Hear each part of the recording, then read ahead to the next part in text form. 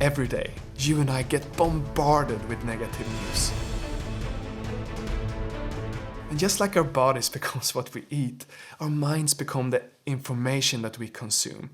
If you want to stay positive, it's so important that you also listen to stories that inspires you and uplifts you. In this podcast, we interview world-leading experts dedicated to solving the world's most pressing problems. And if you stick around, I promise you will not only be as informed as if you watch the news, you will feel uplifted, inspired, and have more positive energy in your life. Welcome to Great.com Talks with. Hi and welcome. Today, Great.com talks with Jack Fishman, who is the Community Conservation Officer for Project Aware.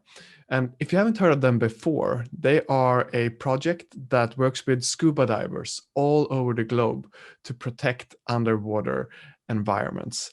And if you're new here, you definitely want to press subscribe on YouTube or in your podcast app, because if you do, that will show the algorithms that this interview is important, so more people can learn about the importance of protecting underwater environments. Jack, thank you so much for taking the time to speak with Great today. Thank you so much for having me. It's really exciting to be able to share some of the stories from the dive industry, some exciting ways that you guys can get involved, even as divers or not, during this time of all times. And we're really excited to share some of the things we're working on with you. Beautiful. Yeah, I'm not a diver myself, so I will definitely step into this interview with a beginner's mindset, and I'm looking Great. forward to that. But before we begin, how would you describe Project Aware to someone that is not familiar with your organization? That's a great question. I think from a simple perspective, there is this movement, this idea that conservation is important to us as a community. And at Project Aware, we believe in community more than anything as a driving force to make conservation a reality in today's times, and also for the past 27 years. So something that I think makes us special in that regard is whether you're a diver, an ocean adventurer, or someone who's passionate about the ocean, there is this perspective that those who have the most involvement with the ocean, thus being divers, can also help relay some of the messages, some of the actions, and the realities, truly, of what's happening in the ocean to the rest of the world. And Project Aware serves as a conduit between dive communities across the globe and those who wish to learn more about the issues our oceans face. And we try to tell stories, we try to use campaigns and voices of divers and non-divers alike to share the passion across the globe. All right. So when you see divers then as a part of the solution, are you talking about telling stories like you mentioned mostly to create change that way, or are you talking actually being in the water and cleaning up ecosystems and doing stuff like that? That's a really great way to look further into this. So from the diver perspective, we at Project Aware provide valuable citizen science actions that divers can take on. So for example, many people around the globe have often participated in a beach cleanup. And hopefully, if you haven't yet, that's something you can get out to do when it's safe to do so. From the diver perspective, we look at that as an action that we can partake in as well, except in the underwater environment, the logistics are a little bit different. So we provide training, support, guidance, and data submission techniques for reporting marine debris data under the water. And a good way to look at this is many of the problems we face, especially when it comes to the ocean, for lack of a better way to say it, we can only really skim the surface at a glance, and most of the problems lie below. So just like an iceberg, right? When you look at an iceberg, you see just the tip, but of course, we know that there's much more beneath the waves that you can't quite see. And so in that same analogy, in that same regard, divers are the ones going out to help us understand the trends between what you guys might find on a beach cleanup, for those who've ever participated in one, to then discovering some of the different issues we're facing that are on the seafloor. So divers are uniquely able to help us help the communities across the globe by reporting marine debris data items they found through our mobile app and our data set, which is the world's largest underwater marine debris database. And that comes specifically by working with divers at a level that we are able to do. And then from that perspective, we're actually able to unite both non-divers and divers alike through the passion and enthusiasm that they bring to the table, and sharing those stories of those underwater cleanups and helping link the difference that we can't see to those who want to learn more. And that is how we build those bridges from divers to non-divers across communities across the globe. That's real interesting, because I think there is such power in allowing someone to bear witness to a reality that is happening. And without that link that you describe, one might, uh, okay, so someone that has been on a beach cleanup day have had some kind of experience of what it could look like. But someone that maybe haven't even got that far, they're just looking out over the ocean and this looks blue, but then they have no way to experience the bottom of the ocean. So to create that reality even more real, like what is the challenge the oceans are facing from your point of view? What does it look like when you go down and dive? Um, Another, great way to change the perspectives. I think there's a couple ways to answer this. And the first way I want to say it is about perspective. And so from a perspective, you may have some idea, as you were saying, right? You see the blue or you're doing a beach cleanup, you may have some idea. But of course, there's those who do not. We all see pictures on social media. We all see the movies and the current trends. And that's something I think is really interesting to think about as well, is just where our culture is going, both from a social media standpoint, how we provide context for the images and the videos we see nowadays. And from the diver perspective, these are realities that we understand. And so being able to take some of these social media photos, these animals that you may see entangled in fishing nets, for example, right? That's something that a diver would truly understand. And that story has a powerful message to non-divers across the globe. But the realities of, well, there's a fishing net and an animal may be entangled in it, but it's more about how does the trends of the fishing industry and the debris that's associated with it really compare to areas across the globe, because our data set and our diverse actions are actually telling a larger story. They're giving more context to that image and that powerful message by saying these areas in certain communities have more presence of plastic or presence of fishing gear. And what does that mean? Because that's another trend that we as divers want to take to local communities, community leaders. So then you get the more context of saying, we know there's a lot of fishing taking place in this specific area. Let's use the data we're gathering, the messages, and of course the images, as we discussed, to share that in better context form with those local leaders who may be able to help, whether it be local regulations, influencing policy leaders to make better decisions, or just working together with local communities, even the fishing ones, yes, to help them understand some of the issues that are being faced above and below. And so I think the perspective is bringing that context to light through the actions of divers, through data submission, and of course the stories that provide more than just a single animal entangled in fishing gear, but where has it started, where is it going, and what are the trends that we see behind that, especially in specific areas across the globe. Right. So you help decision makers see, okay, what is the consequence of fishing or taking this kind of a certain action that is affecting the environment. Yeah, I can see how that link becomes crucial. So you guys then are you're looking at the data, you're showing people the data. What has been, how is it received, and has that changed? You mentioned you had been active for 27 years. Like, The what organization has been. yeah, what changes have you seen in how that data is being received? And that's a trend that I think speaks really highly on both the action, the passion, and where we're heading in the future from a conservation perspective with divers. And so the organization's been around for some time. As you mentioned, the project was stemmed and created to help divers channel their enthusiasm and passion to bring better and more tangible actions to protect the ocean. So that's it at a glance. We started this data set, the specific measuring of marine debris issues, in around 2011. And I think it's really cool to understand that since 2011 to 2018, we are measuring the amount of pieces of debris removed. And so, of course, we're still continuing the marine debris database and the measuring and the submissions and so on since 2018. But the significance of that time range is that since we started in 2011 and came to 2018, we hit 1 million pieces removed. And what does that mean? It means that across the globe, divers have taken actions, reported specific debris issues they've encountered, and then measured that. And we calculated around 1 million or more now. It took about 7, 8 years, depending on how you want to look at it. And what I think is really cool to say is that with that 1 million pieces in 2018, when you look at now, even with the current situation that we're facing, we're coming to the end of 2020, we are now reporting 1.8 million pieces. So let's take a moment and think about the trends here. We started a program in 2011. Divers got involved. They learned how to do the training, and they learned how to make a culture around it in their local communities. It took about 7 years to really get that momentum going. But what you can see is that once we hit that 1 million, we are well on our way to the next one in far fewer amount of time. And I think that's just a testament to not only the data becoming more accessible, citizen science becoming more ingrained in both ecotourism opportunities, what customers and non-divers can learn more about and how they can get involved themselves, but the actions are just exponentially increasing across the globe.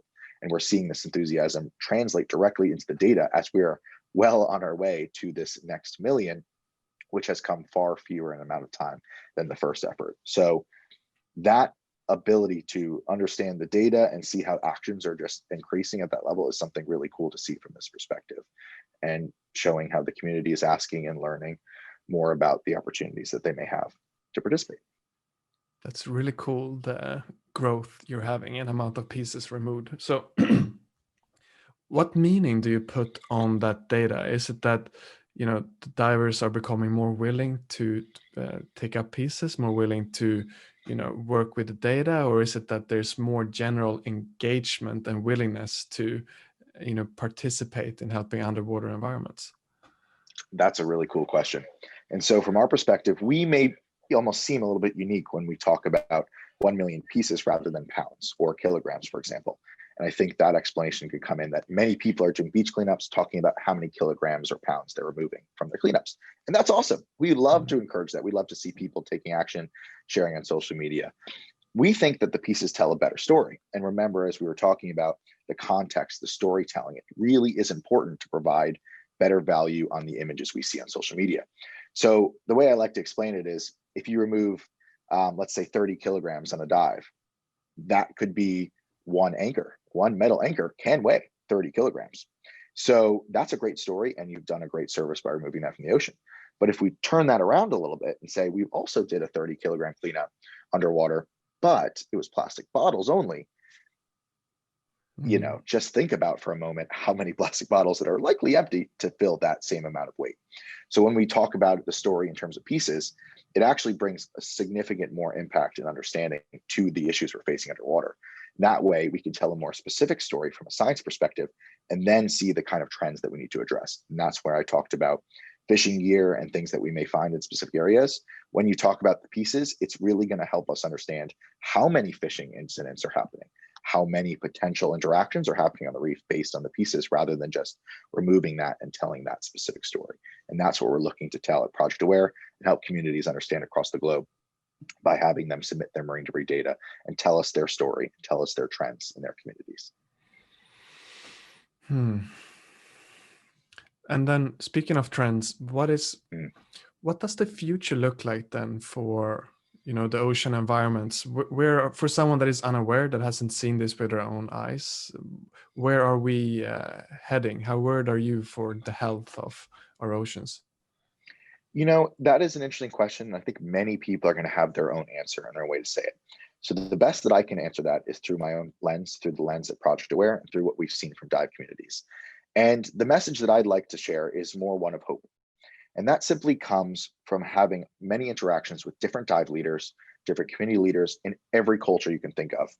Part of the role that I serve at Project Aware is to spend time in Asia Pacific, to spend time in the European regions, and of course, to spend time in the Americas as well.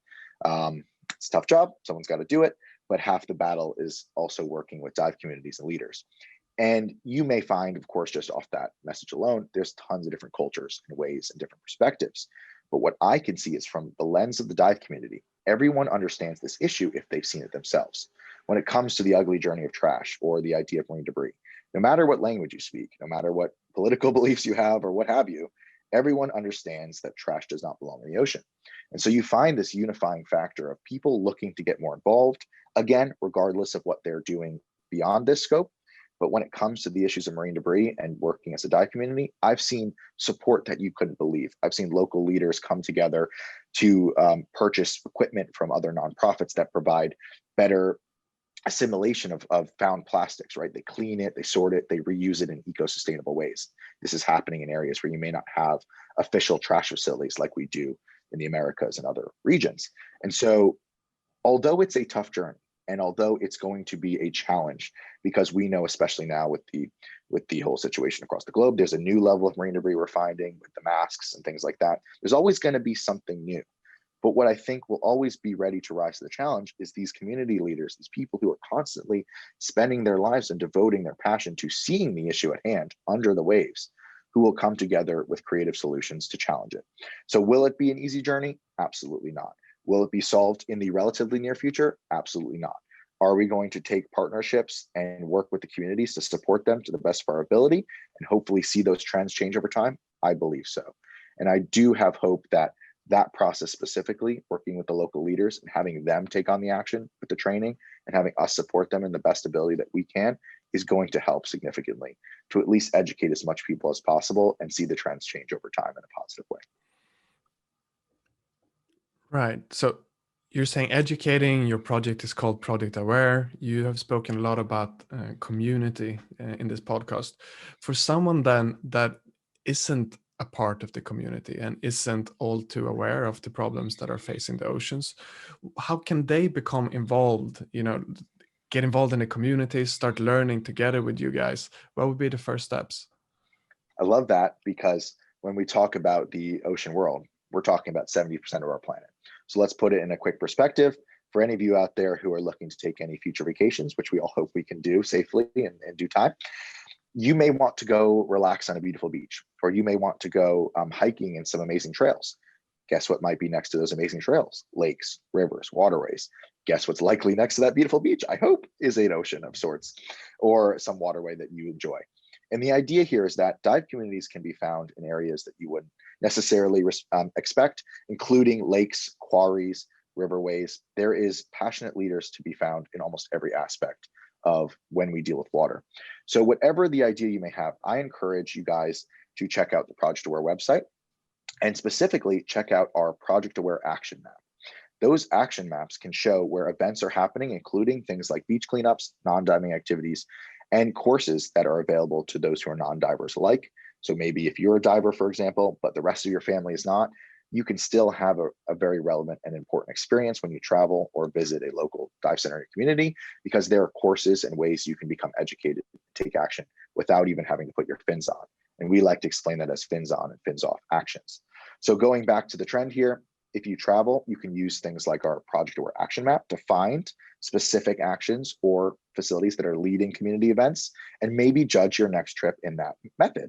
You can also go to patty.com and look for the dive shop locator and look for a dive center that flies the Project Aware flag or embeds the values of conservation, so that you know when you're traveling, if you are going on a dive vacation, you can find a center that understands this message that we spoke about today and will be able to facilitate training or events in that nature.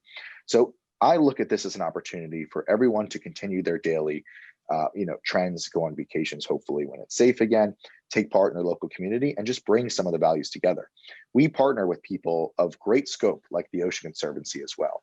So when it comes to just simply getting involved with the local beach cleanup, we can help you by educating you how to submit that data. Although that specific data from the beach will not apply to the database that we have underwater, because we want to be specific in that scientific nature, we partner with great organizations that help. And so we can work together, because we believe that the answers don't just come from below, but all around the globe as well.